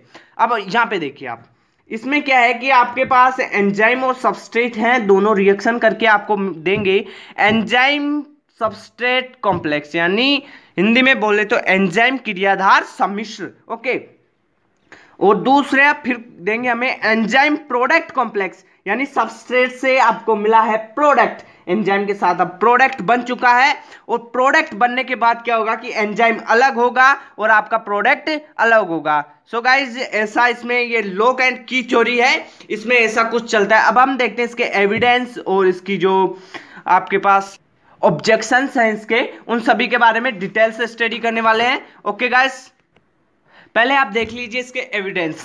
इस सिद्धांत से प्रमाणित होता है कि एंजाइम की अल्प मात्रा क्रियाधार की बड़ी सांद्रता को प्रेरित करती है, ओके। आ रहा है समझ में, यानी एंजाइम की छोटी सी मात्रा सबस्ट्रेट की बड़ी सांद्रता को कैटेलाइज करती है, ओके, पहली बात। दूसरी, एंजाइम की मात्रा बढ़ाकर अभिक्रिया को तेज किया जा सकता है, यानी एंजाइम अगर ज्यादा डाल दें तो आपकी रिएक्शन तेज हो जाएगी, ओके। यह स्पष्ट करती है कि अभिक्रिया के अंत में एंजाइम अपरिवर्तित रहता है, यानी हमने देखा था कि एंजाइम पहले था, वो सम्मिश्र बनाने के बाद प्रोडक्ट चेंज करके हमारे को वैसे की वैसे मिल जाता है, यानी पहले था वैसे की वैसे हमारे को एंजाइम मिल जाता है, ओके। इनहिबिटर्स की जो संदमक होते हैं उनकी प्रेजेंस में अभिक्रिया की दर कम हो जाती है। जैसे कैसे कम होती है, ये इनहिबिटर होते हैं वो एंजाइम की एक्टिव साइट पे जुड़ जाते हैं, और एक्टिव साइट पे जुड़ के ये एंजाइम इनहिबिटर कॉम्प्लेक्स बनाते हैं, और एंजाइम इनहिबिटर कॉम्प्लेक्स क्या करेगा कि रिएक्शन नहीं कर देगा, सबस्ट्रेट को साथ एंजाइम की रिएक्शन नहीं होने देगा और आपको प्रोडक्ट नहीं मिलेगा। सो क्या होगा, इसमें इनहिबिटर की जो प्रेजेंस है उसकी अभिक्रिया में ये रिएक्शन नहीं होती है, हमें ये सिद्धांत समझाता है। अब इसकी ऑब्जेक्शन देखिए गाइस। आप जानते हैं कि जो एंजाइम है ना वो प्रोटीन कंपाउंड है, जो सो रिएक्शन में अपनी वास्तविक आकृति में नहीं रह पाते, तो क्या होगा कि इनकी संरचना होगी ना, स्ट्रक्चर होगी, उसमें परिवर्तन होगा, जिससे सक्रिय स्थल की आकृति बदल जाती है, और ऐसी स्थिति में ताला चाबी सिद्धांत कार्य नहीं करता है, यानी प्रोटीनस नेचर का होता है, इस कारण ये संरचनात्मक चेंजेज होंगे, और संरचनात्मक चेंजेज होने से इसकी जो एक्टिव साइट है ना वो चेंज हो जाती है, और एक्टिव साइट चेंज हो गई तो ये कार्य ही नहीं करेगा, राइट। जो एंजाइम है वो कार्य नहीं करता एक्टिव साइट चेंज हो जाने के बाद, सो ये ऐसी स्थिति में ताला चाबी सिद्धांत कार्य नहीं कर सकता, ओके गाइज। ये हो गए इसके ऑब्जेक्शन। अब दूसरा मेथड पढ़ेंगे हम। आपका जो दूसरी थ्योरी है वो है इंड्यूस्ड फील्ड थ्योरी। इसे हम हिंदी में कहते हैं आपका अनुरूपण सॉरी अनुरूप प्रेरण सिद्धांत। ओके गाइस, इसे हिंदी में कहते हैं अनुरूप प्रेरण सिद्धांत यानी इंड्यूस्ड फिल्म थ्योरी है। ये हमारा एक साइंटिस्ट था कोसलैंड, उन्होंने 1959 में ये थ्योरी दी और इसके अनुसार इन्होंने बताया था कि ये जो एंजाइम है प्रोटीन के क्रिया स्थलों से अभिक्रिया के दौरान ये कॉन्फ़िगरेशनल चेंजेज करते हैं। ओके, अब आप देखिए कि इस थ्योरी के अनुसार हमें बताया गया है कि जो एक्टिव साइट होती है ना, जो एंजाइम है उसकी एक्टिव साइट को हम दो भागों में बांट सकते हैं। ठीक है, जो एक्टिव साइट होती है वो दो भागों में बांट सकते हैं। पहली होती है अवलंबन, ओके गाइस, दूसरी होती है उत्प्रेरक। यानी पहली होगी बल्टस्ट्रिंग ग्रुप होगा और दूसरा होगा कैटालाइटिक ग्रुप। जो ये ग्रुप होगा अवलंबन, इसे हिंदी में बोलेंगे अवलंबन समूह है। जो अवलंबन समूह बल्टस्ट्रिंग जो ग्रुप होगा वो क्रियाधार को आधार प्रदान करता है यानी सबस्ट्रेट को बेस प्रदान करता है। ओके गाइस, एक्टिव साइट की पहला ग्रुप होगा बल्टस्ट्रिंग जो ग्रुप होगा वो क्रियाधार को बेस प्रदान करेगा और दूसरा कैटालाइटिक जो ग्रुप होगा वो सबस्ट्रेट को प्रोडक्ट में चेंज करने का कार्य करता है। एक तो क्या करेगा कि सबस्ट्रेट को बेस देगा, राइट, एक तो देगा सबस्ट्रेट को बेस और दूसरा देगा सबस्ट्रेट को प्रोडक्ट में चेंज करेगा, राइट। पहला वाला तो सबस्ट्रेट को बेस देगा, दूसरा जो कैटालाइटिक ग्रुप है वो सबस्ट्रेट को चेंज करेगा प्रोडक्ट में। देखिए गाइस, हमने एक डायग्राम बनाया, इस डायग्राम में हम देख सकते हैं कि आपके पास एक एंजाइम है, right, this is a enzyme. अब ये एंजाइम आपका ये है आपका सबस्ट्रेट, ये सबस्ट्रेट एंजाइम के साथ जुड़ेगा तो इसमें क्या होगा कि एक भाग, इसका जो एक भाग है बल्टस्ट्रिंग जो ग्रुप है इसका, वो इस जो ये सबस्ट्रेट है इसे रिएक्टेंट या सबस्ट्रेट भी बोल सकते हैं हम। तो ये सबस्ट्रेट इसके साथ रिएक्शन करेगा तो क्या होगा कि एक भाग इसका जो बल्टस्ट्रिंग जो ग्रुप है वो जिसके बेस को इसको बेस देगा यानी इसको पकड़े रखेगा, इसको जोड़ेगा, राइट। और दूसरा जो कैटालाइटिक ग्रुप है इस पे रिएक्शन करके इसको प्रोडक्ट में चेंज कर देगा, राइट गाइस। आप यहाँ पे देख सकते हैं डायग्राम में, बहुत अच्छा डायग्राम बनाया है मैंने, तो आप देख सकते हैं यहाँ पे इसकी जो मैकेनिज्म है वो हम आगे देखते हैं, पूरी मैकेनिज्म थ्योरी में लिखी हुई। अब आपका जो इंड्यूस्ड फिट थ्योरी थी उसके एविडेंस क्या क्या हैं, उसके एविडेंस उसके पक्ष में क्या क्या प्रमाण हैं, वो क्या क्या हमें बताता है वो देखिए। पहली बात, अभिक्रिया के अंत में जो एंजाइम होता है ना वो उसमें कोई चेंज नहीं होता, कोई भी चेंज नहीं होता। पहले हमने जैसा एंजाइम लिया था वैसा एंजाइम हमें लास्ट में मिलता है, ठीक है।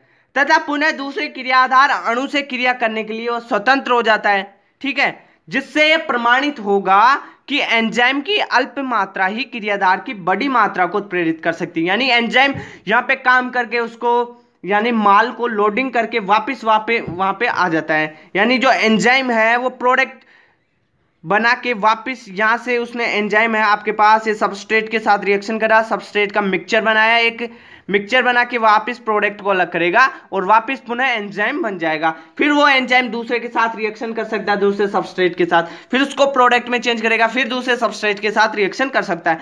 ऐसे एंजाइम फ्री हो जाता है। और क्या इससे हमें मिलता है कि एंजाइम की अल्प मात्रा यानी एंजाइम कम ही हो तो भी वो क्रियाधार की जो सबस्ट्रेट है उसकी ज्यादा मात्रा को कैटेलाइज कर सकता है। दूसरी बात, विभिन्न तकनीकों जैसे हम देखते हैं X ray diffraction, optical rotation techniques, इनके द्वारा हम प्रमाणित किया जा चुका है कि एंजाइम क्रियाधार सम्मिश्र बनते समय एंजाइम की जो एक्टिव साइट होती है उस पर विन्यास परिवर्तन होता है, यानी वहां पे विन्यास में चेंजेज आता है। ओके गाइज, तीसरी जो एविडेंस है इसकी वो है इस एंजाइम द्वारा प्रमाणित होता है कि जो इनिबेटर है एंजाइम द्वारा उत्पाद में परिवर्तन नहीं हो सकता क्योंकि यह अवलंबक स्तंभ पर स्थिर हो जाता है परंतु पूर्ण रूप से फिक्स्ड नहीं हो पाता है, जिससे एंजाइम में विन्यासित परिवर्तन नहीं हो पाता है और विन्यास परिवर्तन के अभाव में उत्प्रेरक स्थल संदमक से दूर रहता है, इसलिए अभिक्रिया नहीं हो पाती है। ओके गाइस, ये तो हो गई इसकी। अब हम देखते हैं बहुत ही मोस्ट टॉपिक, बहुत ही इंपॉर्टेंट टॉपिक है एंजाइम गति की, एंजाइम काइनेटिक्स। ओके गाइस, इसको ध्यान से देखना, बहुत ही इंपॉर्टेंट टॉपिक है हमारा। अब पहले हम देखते हैं कि जो एंजाइम काइनेटिक्स है वो कहते किसे हैं, ठीक है। एंजाइम काइनेटिक्स क्या बला है, राइट।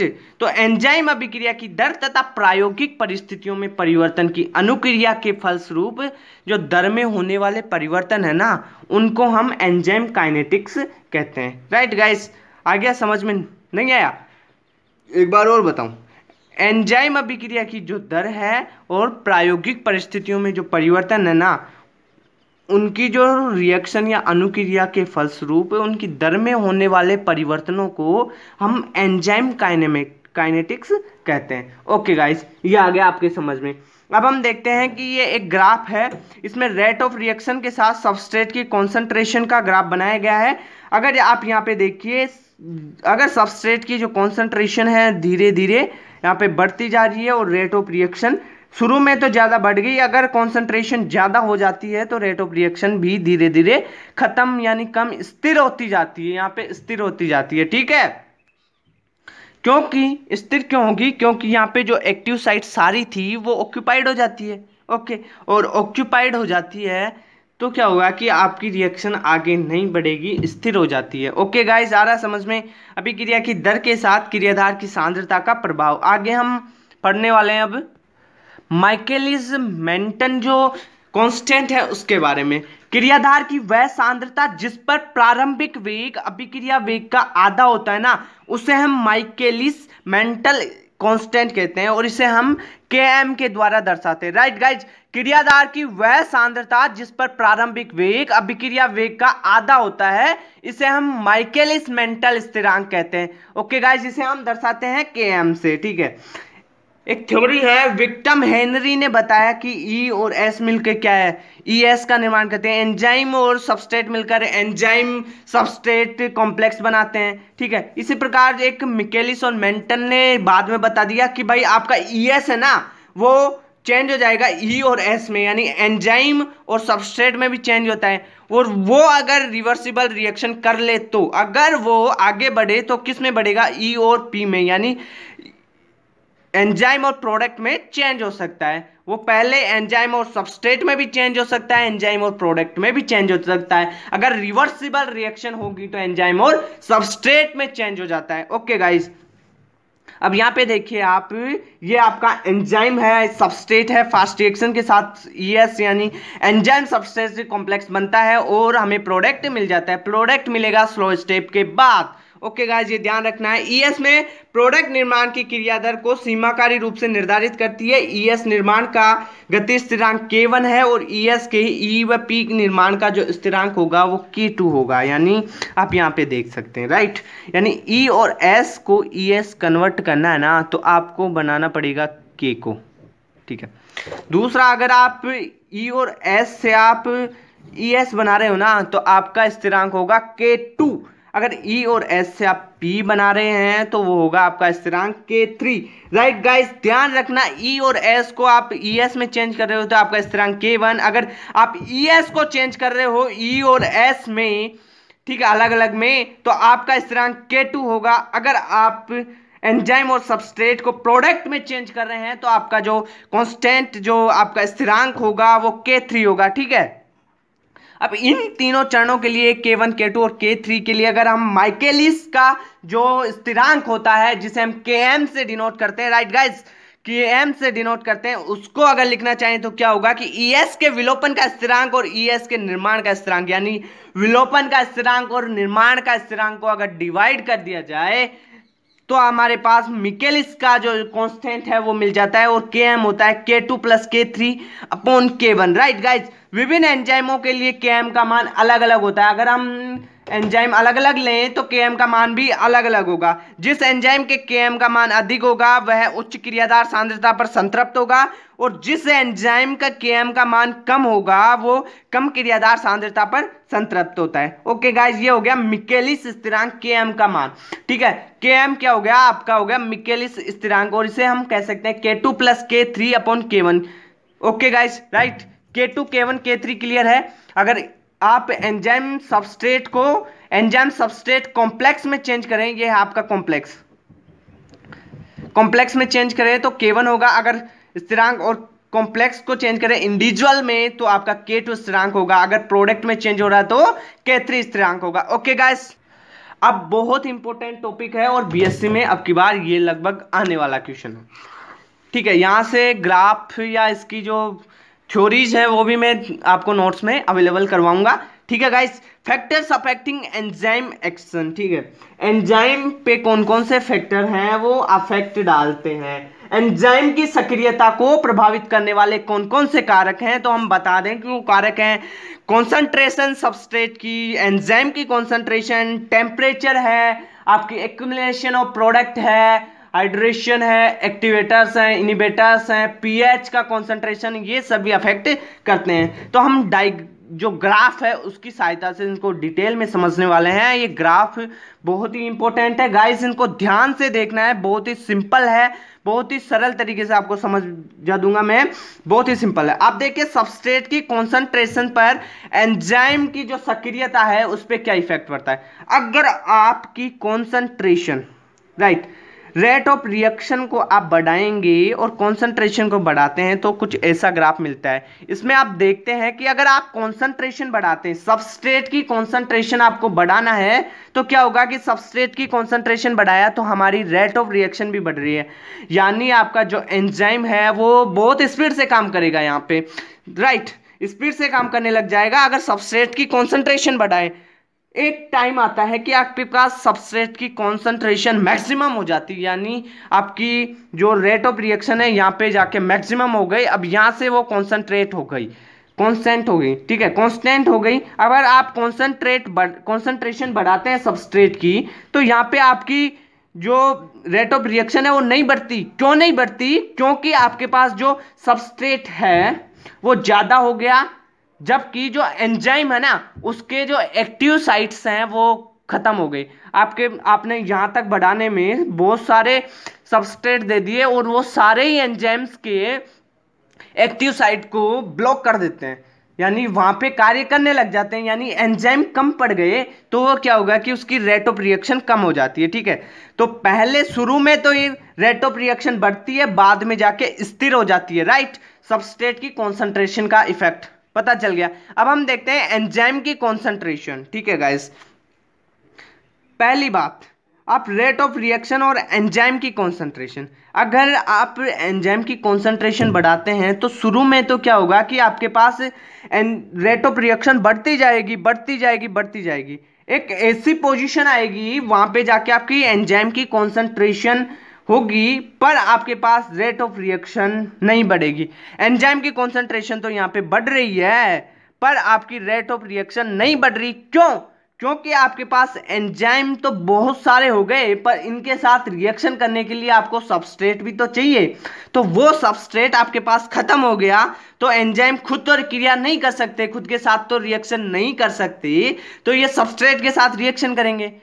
तो क्या हुआ कि यहाँ पे सबस्ट्रेट खत्म तो आपकी रेट ऑफ रिएक्शन लॉक हो गई, यहाँ पे स्थिर हो गई। ओके गाइस, ये हुआ आपका एंजाइम कॉन्सेंट्रेशन पे इफेक्ट। अब देखते हैं टेम्परेचर का इस पे क्या इफेक्ट पड़ता है। ये टेम्परेचर कुछ स्पेसिफिक टेम्परेचर पे ये क्या करते हैं, कार्य करते हैं, पहली बात।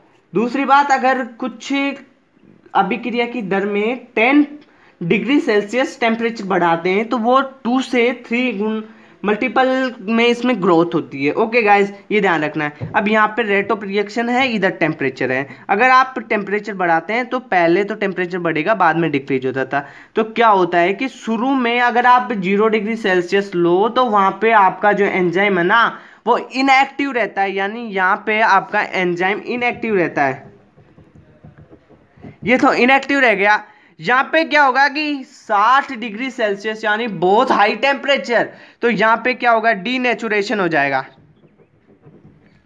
ये जो 40 डिग्री यानी 35 से 40 डिग्री के बीच का जो टेम्परेचर होता है ना वो ऑप्टिमम होता है, और ऑप्टिमम में आप जानते हैं कि जो एंजाइम है वो बहुत स्पीड से कार्य करेगा, रेट ऑफ रिएक्शन बहुत ज्यादा होगी। यहाँ पे आ रहा है गाइस समझ में? तो टेम्परेचर का इफेक्ट हमने देख लिया था। अब हम देखने वाले हैं इसकी पीएच की कॉन्सेंट्रेशन के बारे में, राइट गाइस। अब देखिए पीएच कॉन्सेंट्रेशन, तो ये जो कंपाउंड्स होते हैं ना ये पीएच के प्रति बहुत ही अधिक संवेदनशील होते हैं और एक विशेष पीएच पे कार्य करते हैं, राइट। यहाँ पे देखिए आप 3 पीएच है तो यहाँ पे कार्य नहीं कर रहा, 7 पे बहुत मैक्सिमम रेट ऑफ रिएक्शन आ गई आपकी, 9 पे फिर कम लो रेट ऑफ रिएक्शन हो गई। तो ये क्या करते हैं कि विशेष पीएच प्रास के अंदर ही कार्य करते हैं। ओके गाइस, आ रहा है समझ में।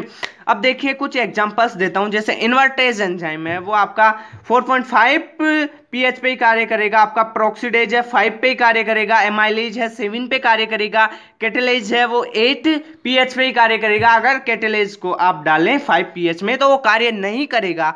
अगर आप जो इन्वर्टेज एंजाइम है उसको 9 पीएच पे ले जाएं तो वो वहां पे कार्य नहीं कर सकता, क्योंकि एसिडिक मीडियम वाला, एसिडिक पीएच में कार्य करने वाला एंजाइम है। राइट गाइस, अब देखते हैं माध्यम की पीएच एंजाइम क्रियाधार और एंजाइम सक्रियकों तथा एंजाइम जो क्रियाधार सम्मिश्र होते हैं उनके आयनीकरण तथा घुलनशीलता को प्रभावित करती है, जिससे जो रेट ऑफ रिएक्शन है ना वो इफेक्टेड होती है, इफेक्ट करती है इस पे बहुत ज्यादा।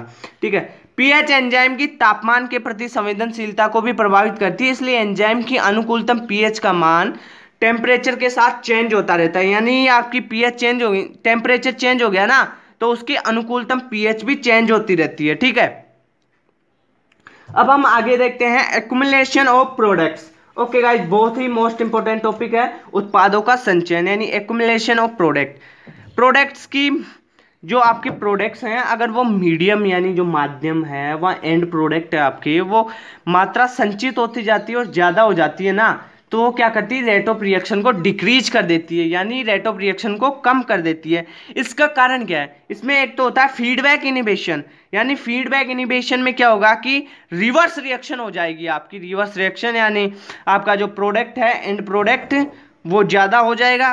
ठीक है, दूसरा है प्रोडक्ट इनिबिशन, यानी जो एंजाइम है वो इनएक्टिव हो जाता है, प्रोडक्ट्स के कारण एंजाइम इनएक्टिव हो जाएगा। दूसरा है प्रोडक्ट्स की जो पीएच है ना वो सबस्ट्रेट की पीएच से अलग होती है। राइट, अगर आपके पास एक सबस्ट्रेट है, माना ये सबस्ट्रेट है, कुछ सबस्ट्रेट है आपके पास, वो कन्वर्ट हो गया प्रोडक्ट में। राइट, अगर ये सबस्ट्रेट प्रोडक्ट में कन्वर्ट हो गया तो क्या होगा कि ये जो सबस्ट्रेट था ना आपका, इसकी पीएच अलग थी और जो आपका प्रोडक्ट बना उसकी पीएच अलग है, तो क्या होगा कि आपके पास एक जो प्रोडक्ट एंजाइम इसकी रेट ऑफ रिएक्शन है वो कम हो जाएगी, यानी एंजाइम की रेट ऑफ रिएक्शन कम हो जाती है। ठीक है, एक्युमुलेशन हो जाएगा अगर प्रोडक्ट का, तो डिक्रीज होती है rate of reaction. Okay guys, अब हम देखते हैं हाइड्रेशन। प्रोटोप्लाज्म में जल की अनुकूलता, परास में एंजाइमों की क्रियाशीलता बढ़ती है।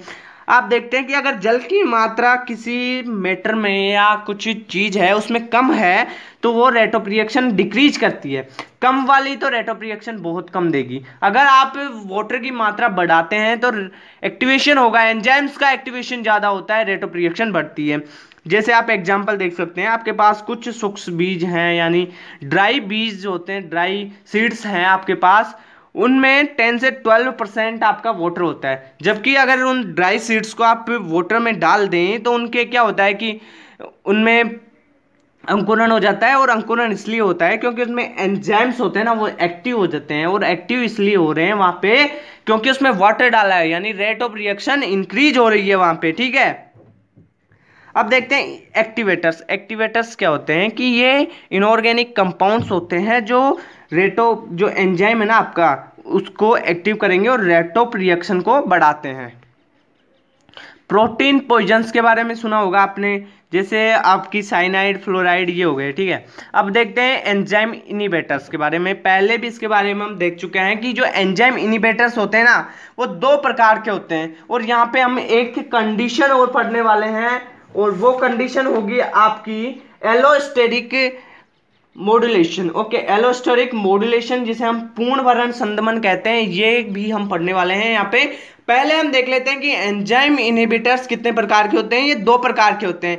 पहला होता है कॉम्पिटेटिव इनहिबिशन और दूसरा होता है नॉन कॉम्पिटेटिव इनहिबिशन। ठीक है, इसकी जो थ्योरी थी मैं पहले ही बता चुका हूं। तो इसमें क्या होता है कि कॉम्पिटेटिव में, कॉम्पिटेटिव आप इस जो शब्द है इसको देखिए, इसमें क्या हो रहा है कि ये जो सबस्ट्रेट है उसके जैसा आपको इनिबेटर मिलेगा, यानी ये सबस्ट्रेट है, इसको देखिए आप, इसके जैसा आपके पास ये इनिबेटर है। राइट, दिस इज इनहिबिटर,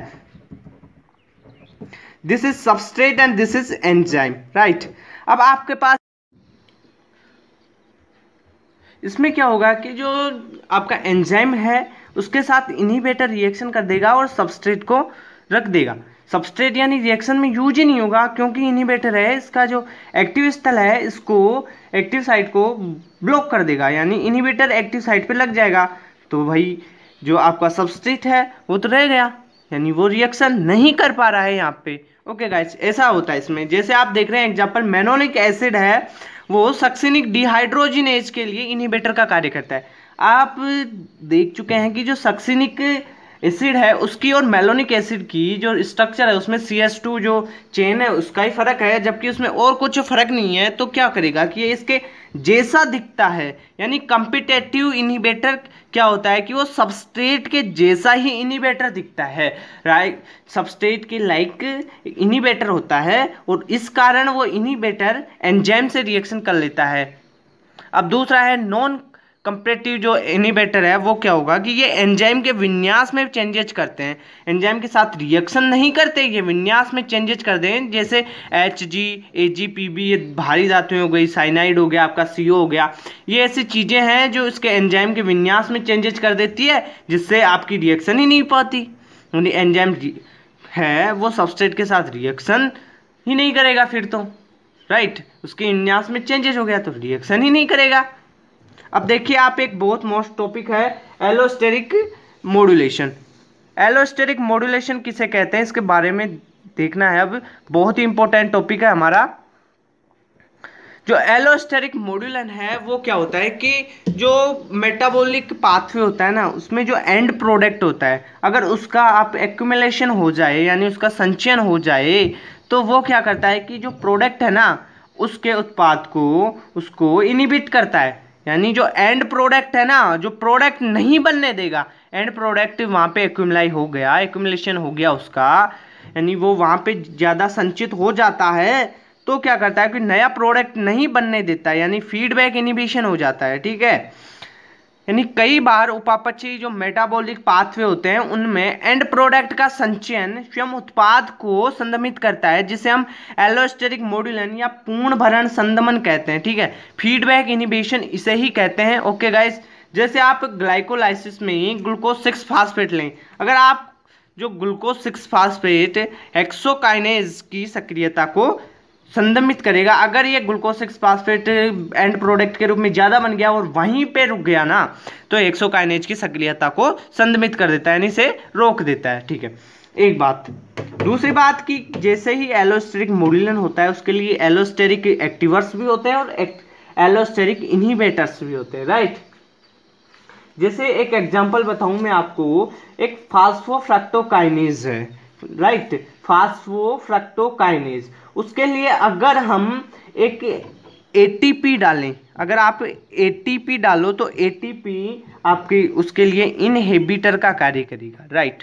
अगर आप वहाँ पे ADP डालते हैं ना तो वो एक्टिवेटर का कार्य करता है, और जो एलोस्टेरिक में एक्टिवेटर का कार्य करते हैं उसे क्या कहते हैं, एलोस्टेरिक एक्टिवर्स। जो इनहिबिशन का कार्य करेंगे उन्हें एलोस्टेरिक इनहिबिटर्स। ओके गाइस, आ रहा है समझ में। यानी एलोस्टेरिक मॉड्यूलन में क्या होता है कि मेटाबॉलिक पाथवे में जो एंड प्रोडक्ट बन गया ना, वो नया प्रोडक्ट नहीं बनने देता, इस कारण इसे एलोस्टेरिक मॉड्यूलन कहते हैं। फीडबैक इनहिबिशन इसे ही कहते हैं। अब हम दो मोस्ट टॉपिक पढ़ने वाले हैं। पहला आपका होगा आइसोजाइम, दूसरा होगा जाइमोजेन, ठीक है। जाइमोजन और आइसोजाइम ये क्या चीज है, इनके बारे में अब हम देखते हैं। पहला हम देखते हैं आइसोजाइम। आइसोजाइम क्या होते हैं कि एक ही एंजाइम के विभिन्न अनुरूप जो एक ही जीव में प्रेजेंट होते हैं ना, उन्हें हम आइसोजाइम कहते हैं, या इन्हें आइसो एंजाइम भी कह सकते हैं। यानी एक एंजाइम के बहुत सारे रूप होंगे, एक एंजाइम तो एक है, उसके बहुत सारे रूप होंगे, और वो रूप किसी एक जीव में प्रेजेंट होंगे ना, तो उसे हम आइसोजाइम कहते हैं, ठीक है। ये सभी एक ही सबस्ट्रेट पर समान क्रिया करते हैं, परंतु इनका जो संश्लेषण होता है, सिंथेसिस होती है, वो भिन्न भिन्न जीन्स के द्वारा होती है, अलग अलग जीन्स के द्वारा इसकी सिंथेसिस होती है। जैसे हम देखें गेहूं का जो भ्रूणपोष होता है उसमें अल्फा एमाइलेज के 16 आइसोजाइम्स पाए जाते हैं। ओके गाइस, कितने आइसोजाइम्स पाए जाते हैं, 16 आइसोजाइम्स पाए जाते हैं। जैसे हम देखें चूहा और अदर जो कशेरुके होते हैं उनमें लैक्टिक डिहाइड्रोजिनेज LDH एक एंजाइम होता है, उसके 5 आइसोजाइम्स पाए जाते हैं। 5 आइसोजाइम्स कैसे पाए जाते हैं उनकी डिटेल में स्टडी करने वाले हम। जो LDH है ना, वो 4 पॉलीपेप्टाइड श्रृंखलाओं से बना होता है, ठीक है, 4 पॉलीपेप्टाइड। और जो चेन होती है ना पॉलीपेप्टाइड, वो 2 होती है, एक M पॉलीपेप्टाइड और एक H पॉलीपेप्टाइड, यानी 4 से तो ये बना होगा 1 2 3 4, या 4m हो या 4h हो या 2m हो 2h हो 1m हो 3h हो, ऐसे 4 होनी चाहिए। और टाइप कितने होते हैं इनके, m और h 2 टाइप होते हैं।